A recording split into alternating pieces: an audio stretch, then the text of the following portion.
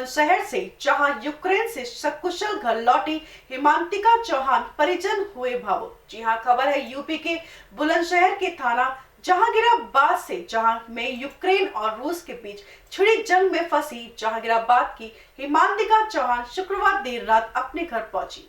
हिमांतिका के सकुशल लौटने पर उसके परिजन भावुक हो गए। बता दें कि नगर के मोहल्ला रोगन ग्राम निवासी नितेश चौहान की पुत्री हिमांतिका चौहान यूक्रेन में इवानो फ्रांस्कीवस नेशनल मेडिकल यूनिवर्सिटी में से एमबीबीएस की पढ़ाई कर रही थी।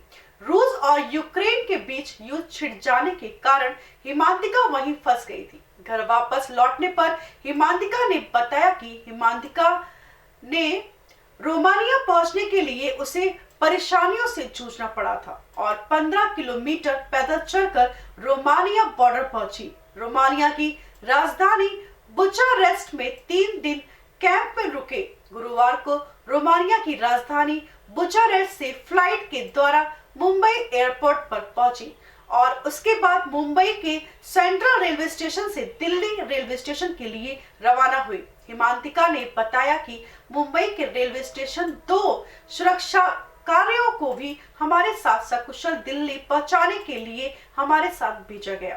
अपनी बेटी को लेने उसके परिजन रेलवे स्टेशन पर ही पहुंच गए। घर पहुंचते ही हिमांतिका बाकी परिजन भी भावुक हो गए और उसे बाहों में भर लिया। वहीं हिमांतिका ने सबसे पहले घर पहुंचने पर अपने देश के प्रधानमंत्री नरेंद्र मोदी को विशेष धन्यवाद देते हुए कहा कि यूक्रेन में फंसे भारत के प्रत्येक नागरिक को सिर्फ नरेंद्र मोदी पर लाने का विश्वास कर रहे हैं। देखें बुलंदशहर से सुनील राघव की एक खास रिपोर्ट। आज हम मौजूद हैं जनपद बुलंदशहर के कस्बा जहांगीराबाद में, जहां यूक्रेन से एक छात्रा की वापसी हुई है और परिजनों में बहुत एक खुशी का माहौल है। आइए जानकारी लेते हैं किस प्रकार से उनकी इस तरीके जो यहाँ पे छात्राएं आई हुई हैं भारत में, किस तरीके का सफर रहा है और क्या बताना चाहती हैं हमारे साथ। क्या नाम है आपका? मेरा नाम हिमांतिका चौहान है। मैं हिमांतिका, किस प्रकार से मतलब जो यूक्रेन में युद्ध चल रहा है और जिस प्रकार से आपकी वापसी हुई है उसमें एक विवरण से बताएं किस किस प्रकार का माहौल रहा है आपके साथ में। जो कंडीशन है यूक्रेन में, अभी वॉर सिचुएशन है और हम लोग बहुत ज़्यादा डरे हुए थे। फिर हमारी इंडियन एम्बेसी ने एडवाइजरी निकाली कि हम लोगों को यूक्रेन छोड़ना पड़ेगा। 25 ऑफ फरवरी को, जहां मैं रहती हूँ जिस सिटी में यूक्रेन की, वहाँ पे ब्लास्ट हुए और 26 को हमने वो सिटी छोड़ दिया था सुबह में। फिर उसके बाद हम वहाँ से रोमानिया बॉर्डर पहुँचे हैं। कुछ जो आधा डेस्टिनेशन था वो पैदल चल के भी कवर करना पड़ा क्योंकि बहुत ज़्यादा ट्रैफिक होने की वजह से बसेस जो थी उन्होंने 15-20 किलोमीटर पहले ही छोड़ दिया था। उसके बाद हम पैदल चल के बॉर्डर पे पहुंचे। बॉर्डर पे चीज़ें बहुत पैदल जब आप पहुंची हैं तो उसमें मतलब जो यूक्रेन की सेना है उसका कितना दायित्व रहा है और किस प्रकार से वहां पर उसने सहयोग किया है, आप जो भी आपके साथ छात्र और छात्र?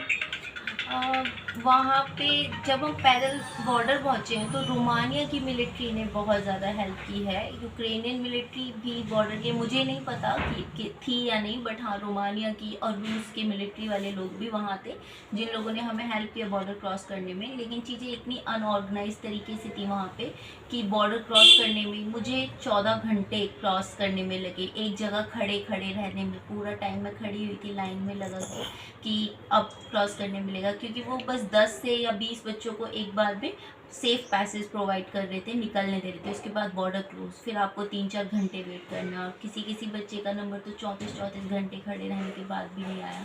मेरा खुद भी एक दोस्त है जो 34 घंटे में उसने बॉर्डर क्रॉस किया। उसके बाद रोमानिया जैसे ही बॉर्डर क्रॉस किया, हमारी जो इंडियन एम्बेसी है वहाँ के लोग मिले, उन लोगों ने हमारे लिए बसेस प्रोवाइड की थी।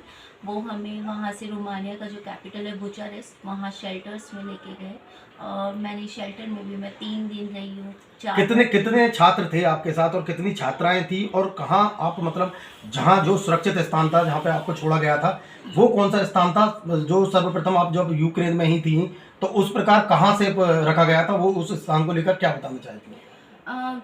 लगभग बॉर्डर की बात करूँ तो बॉर्डर पे कम से कम 3 से 4 हज़ार बच्चे थे एक बार में। जिस दिन मैं वहाँ पहुँची हूँ 26 फरवरी की बात है। उसके बाद जब हमने बॉर्डर क्रॉस किया है तो 6 से 7 बसेस मेरे साथ निकली हैं, जिसमें कम से कम रहे होंगे 800 से 900 बच्चे, क्योंकि जिस शेल्टर में मैं रुकी हूँ, रोमानिया का जो शेल्टर था वो वहाँ के कैपिटल में था, और वहाँ का कैपिटल है बुचारेस्ट। बुचारेस्ट में हम लोगों के लिए शेल्टर्स प्रोवाइड किए गए थे। हमारी इंडियन एम्बेसी ने खाना, रहना, पानी, सब हमारे रुकने का सारा इंतजाम किया था। तो मेरे शेल्टर में 240 बच्चे थे, और भी बहुत सारे शेल्टर्स थे आसपास। 3 दिन 4 रातें रुकना पड़ा। उसके बाद कहीं जाके रोमानिया के जो एयरपोर्ट है वहाँ का मेन, वहाँ से फ़्लाइट्स बोर्ड की है हम लोगों ने, सब ने। बहुत ही संघर्षपूर्ण रहा है वहाँ के छात्रों का जो युद्ध बोर्ड का जो टाइम है। आइए, हमारे पास छात्रा के यहाँ पर परिजन उपस्थित हैं, किस प्रकार उत्साहित हैं अपनी बेटी को देखकर और क्या बताना चाहते हैं। आज सर, क्या नाम है आपका? निर्देश चौहान। चौहान साहब, आज जिस तरीके से आपकी बेटी का घर वापसी हुई है यूक्रेन से, उसके बारे में क्या कहना चाहिए? मैं उसके बारे में बोलना चाहूँगा, इंडियन गवर्नमेंट का सबसे पहले मैं धन्यवाद करूँगा कि अगर इंडियन गवर्नमेंट अपनी तरफ से प्रयास नहीं करती तो शायद मुझे नहीं लग रहा था कि बच्चे वापस आएंगे। किस यहाँ पर हमारे भारत से किस अधिकारी, मतलब जो भी प्रशासनिक अधिकारी हैं, आपने कहाँ किसको अवगत कराया था सर्वप्रथम उस बारे को? सबसे पहले मुझे नंबर डिस्ट्रिक्ट बुलेंसर से एक हेल्पलाइन नंबर था, इशू हुआ था, तो मैंने सबसे पहले कंट्रोल रूम में कॉल किया था। तो कंट्रोल रूम से मुझे उन्होंने बताया कि हमने आपका नंबर रजिस्टर्ड कर लिया आपके बच्चे के बारे में। फिर हमारे एसडीएम साहब आए थे, अनुच्छेद एसडीएम साहब, और उन्होंने आके हमें बहुत प्रोत्साहित किया कि भाई आप चिंता न करें, हमारा सबका प्रयास है कि बच्चे सकुशल पहुँचे। बेटी की माताजी भी हमारे साथ हैं, थोड़ा सा उनसे भी पूछना चाहेंगे कि अपनी बेटी को लेकर किस प्रकार से खुशी जाहिर करना चाहती हैं वो हमारे साथ। मैम, क्या नाम है आपका? मेरा नाम गीता चौहान है। गीता जी, किस प्रकार से बेटी आपकी आई है यहाँ पर यूक्रेन से, उसको लेकर थोड़ा सा बताएं। बस वही है जो डॉक्टर साहब ने बोला है, वही है सब। कितनी खुशी है आपको अपनी बेटी को देखकर? सारी खुशी है बस मोदी जी। अच्छा मैडम, अगर युद्ध विराम जब ये हो जाता है या इसका कोई नतीजा निकल आता है तो उसके बाद वापस बढ़ने भेजेंगे इनको यूक्रेन? वो अब जो मोदी जी कहेंगे वो होगा, सब उनके सरकार के ऊपर छोड़ दिया है। बस बच्चे वापस आ गए, उनका बार बार धन्यवाद उनके सरकार के लिए। माता पिताओं का कहना है कि सभी छात्र अपने सकुशल घर वापसी हो और सभी सकुशल आए। मैं सुनील